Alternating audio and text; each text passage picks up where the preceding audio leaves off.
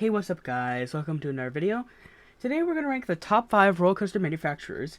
Then I will predict where those companies will be in the next 10 years.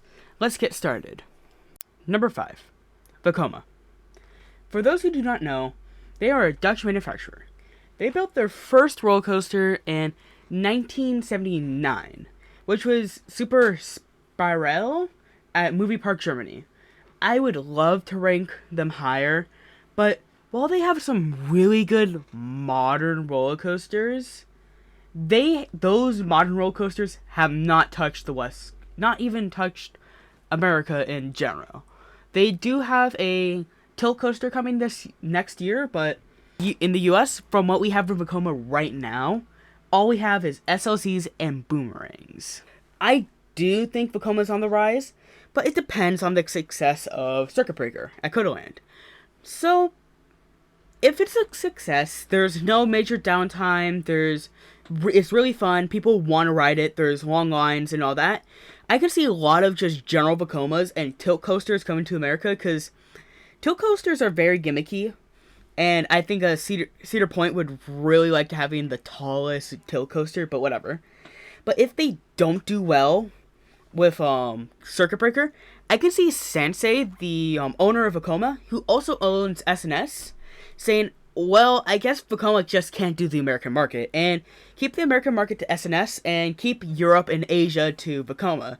That's my only hiccup with Vekoma, but if everything goes well, I do see a really bright future for Vekoma. Number 4. Mock Rides. They started their journey in 1780 with horse-drawn carriages, but in 1958, they built their first roller coaster for the 58 World's Expo. It was a wooden wild mouse, like the one of their many products over the last 20 years. While Mock, like Vekoma, has had a lot of good models, the only difference is they've brought them to the US. Those good models haven't been stuck in Europe and Asia. We've actually gotten some good mock rides. But one major difference between Vekoma and Mock, but isn't extremely bad, is that for 30 years, they basically only built family coasters and borderline family coasters. I think Mock will continue to grow over the next 10 years, as they've shown much potential.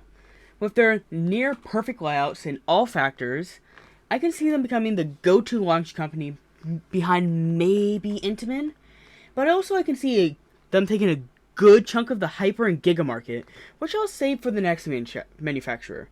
The only problem I have with them is we have seen some of their track not doing very well, but let's hope if they're able to fix that, I see a really good next 10 years for Mock. Number 3. B&M. Probably the most known manufacturer in the industry. They started on Iron Wolf in 1990, which doesn't stand up today, but they have blessed the coaster world with massive Gigas, Hypers, and Inverts. You name them. But you may be asking, if they did all this great stuff, why are they at number 3 and not number 1? Well, the major problem with B&M is they've failed to innovate, and they've been the more tried and tested manufacturer than the, oh my god, this is the best ride manufacturer. While the last two have been quite positive, this one has to be negative. We have seen problems with the fact that B&M isn't innovative. After all, the parks that bought their B&M or B&Ms in the 90s and 2000s then saw no reason to go back to B&M. It doesn't help that in the past 10 years they've only released 1 or maybe 2 roller coaster models in general, which is something most roller coaster models, manufacturers not models, do every single year at IAAPA. Like I said before, I could see Mock taking some of the B&M Giga / Hyper market, as B&M is only higher capacity. That's the only thing they have. And personally, the final nail in the coffin is their track. it's falling off long term. We've already seen Incredible Hulk at IOA and Nemesis at Alton Towers get full retracts. Rumors are Kumba at Busch Gardens Tampa closing because of the track, and a personal belief by myself that Dueling Dragons wasn't relocated or sold off to another park because the track wasn't in good enough shape. Because I'm actually pretty sure it was older than Hulk, and it lasted a little bit longer than Hulk before it actually got scrapped. And then, as of late, we've seen cracks in Intimidator's track at Carowinds, and I think unless they can prove that their track is, can stand, right now, or they innovate with the times and don't just stay the tried and true model company, I can see B&M being utterly screwed. My apologies. Number 2, Intamin. They built their first roller coaster in 1979 at Cedar Point. Their most frequent customer till about 10 years ago, when they completely cut ties with them. Unlike Vekoma, they never truly left the US, and kept trickling projects into America while still improving their products.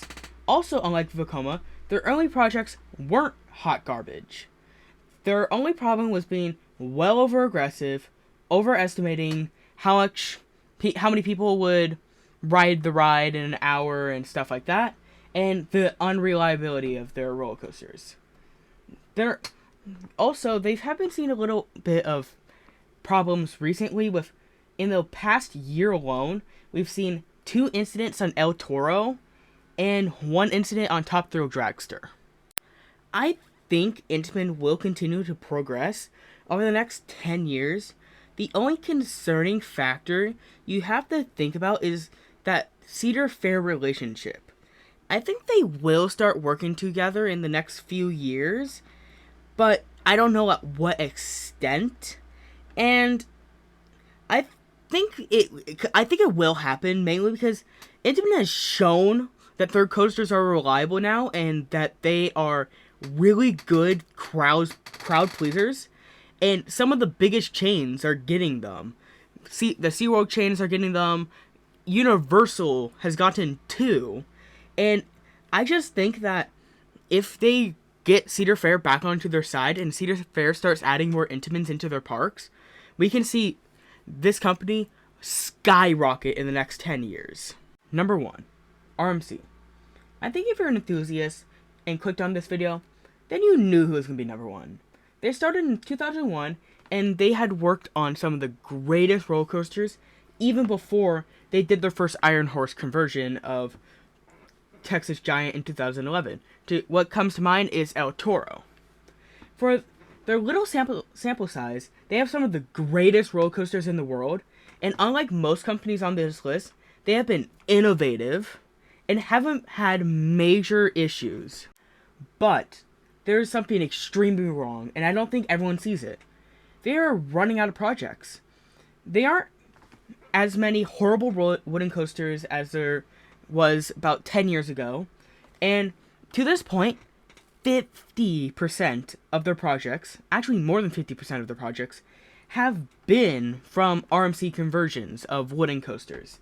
And eventually, we'll see that market dry up, unless they'll start doing GCIs, which there's not a lot of bad GCIs. So, yeah. The single rail could carry RMC. My only problem with that is the fact that, RMC single rails, I can't tell, honestly, if they're a fad or if they're actually something to stay. Because I feel like every park's going to want to get one. But if their neighbor has one, they're not going to want to touch it. Unlike B&M, some people got a B&M even though their neighbors had one. Because they could be different and just people like going upside down. And their Woodies are dead.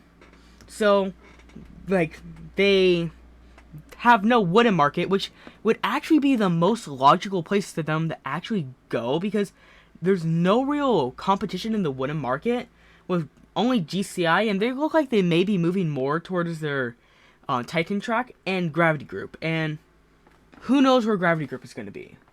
And I'm going to say it's going to be hard to see where RMC is going to be in this decade, but I can see it being really tough for RMC, which is not good.